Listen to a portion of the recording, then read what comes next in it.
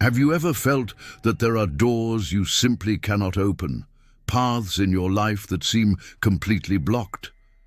In the universe of Vodou, it is said that every prayer, every ritual, and all communication with the spiritual world depend on a single guardian, a figure without whose permission the veil between worlds does not move. And no, today we are not going to talk about demons or Hollywood cliches. Today we are going to meet the wise gatekeeper of mysteries, the true master key of Vodou, Papa Legba. Section 1, the indispensable key.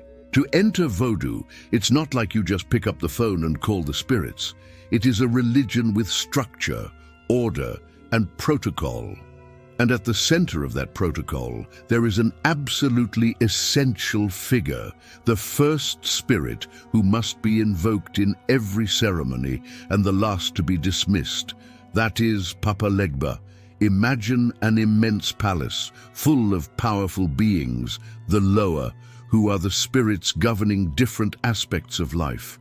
You cannot simply knock on the door and demand an audience. You need someone to announce you, to open the way, and most importantly, to translate your message. Papa Legba is that gatekeeper, that ambassador, that divine intermediary. Without his blessing, the doors to Guinea, the spiritual world, remain sealed. Prayers are lost in the wind, and rituals have no power. His role is not optional. He is the key piece of ritual communication. That is why many ceremonies begin with a chant that directly asks, Papa Legba, open the gate so I may pass. Section 2, the journey to the crossroads. Origins.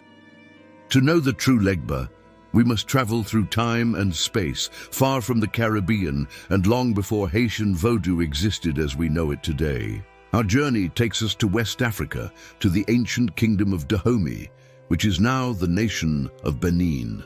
There, among the Fon and Yoruba peoples, the figure of Legba was born.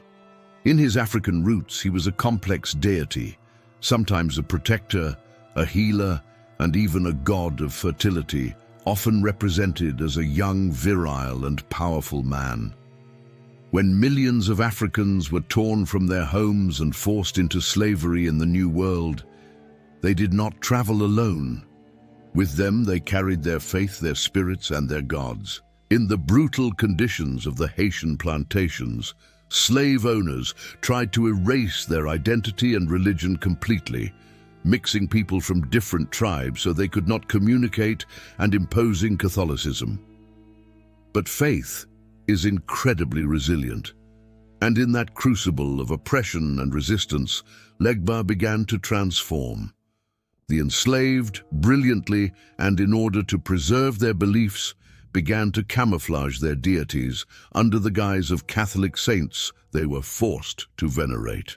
Section 3, the elder at the gate, syncretism and image. This is how Legba fused with several Catholic figures in a process called syncretism.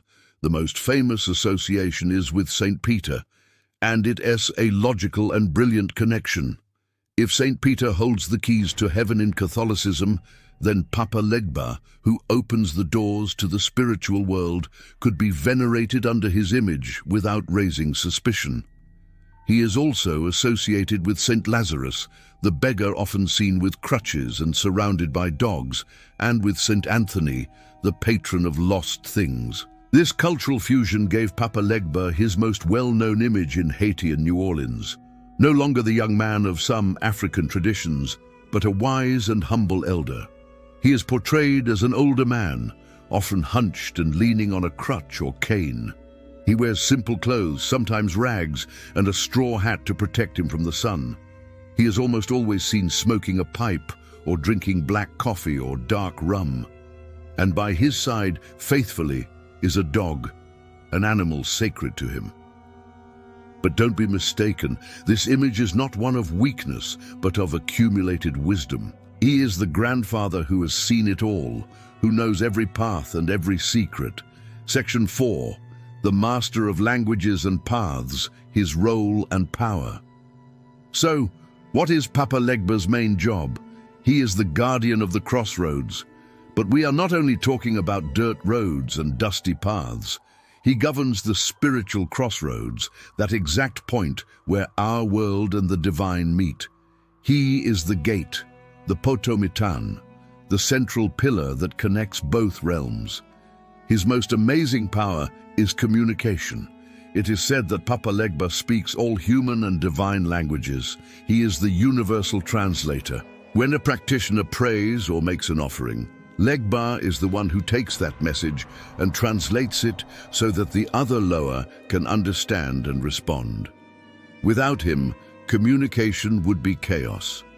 For this reason, his importance is immense. He is the lower of eloquence, of speech, and of understanding. In every ceremony, he is greeted first to open the gate. Practitioners show him respect and offerings, asking his permission to speak with other spirits. Whether Baron Samedi, the guardian of cemeteries, or Azuli Freda, the lower of love. At the end of the ceremony, he is dismissed with gratitude, asked to close the gate securely, thus protecting the human world from uncontrolled spiritual influences. He controls the flow, ensuring that order is maintained. If the story of this wise and powerful guardian is capturing you, don't forget to hit like on this video and subscribe. That way, you won't miss more secrets of the spiritual world. Your support allows us to keep opening these doors of knowledge for everyone. Section 5. Demystifying the myth, Hollywood versus reality. Okay, now we have to talk about something very important, which causes a lot of confusion. The image of Papa Legba in popular culture. Shows like American Horror Story have given him enormous visibility, but at the cost of a grave distortion. The character in the series, a being who looks like a demon, who trades souls for immortality and demands human sacrifices, has very little or nothing to do with the real Papa Legba of Vodou. In fact, many experts point out that this representation looks much more like another figure, Baron Samedi, the lower of the dead, who has a more macabre aesthetic and a more transgressive character. Likewise, the famous legend of blues musician Robert Johnson, who supposedly sold his soul at a crossroads to become the best guitarist, is often mistakenly associated with Papa Legba. While the crossroads are Legba's domain, the idea of selling the soul is a Christian concept, a Faustian pact with the devil that has nothing to do with Vodou practices. The original legend did not even mention Legba, but rather a demonic figure. The real Papa Legba is neither a demon nor a buyer of souls. He is a respected guardian. Sometimes he is described as a trickster, but in the sense of a mischievous elder who tests you to teach you a lesson, not as an evil being. He's a figure of wisdom and benevolence whose approach to open paths, not to make sinister deals. Section 6. How he is honored, offerings and rituals. Honoring Papa Legba is an act of respect and affection. Practitioners do not demand from him, they ask. And for that they offer him things he likes, just as when you visit a beloved grandfather. His colors are red and black. His offerings are usually simple but full of meaning.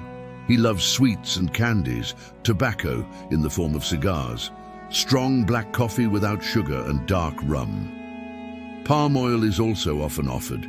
His sacred number is 3 and his day of the week is Monday. In rituals, his veve is drawn, a sacred symbol that works as a beacon to call the spirit. Legba's veve often includes a key and a staff, symbols of his domain over doors and paths.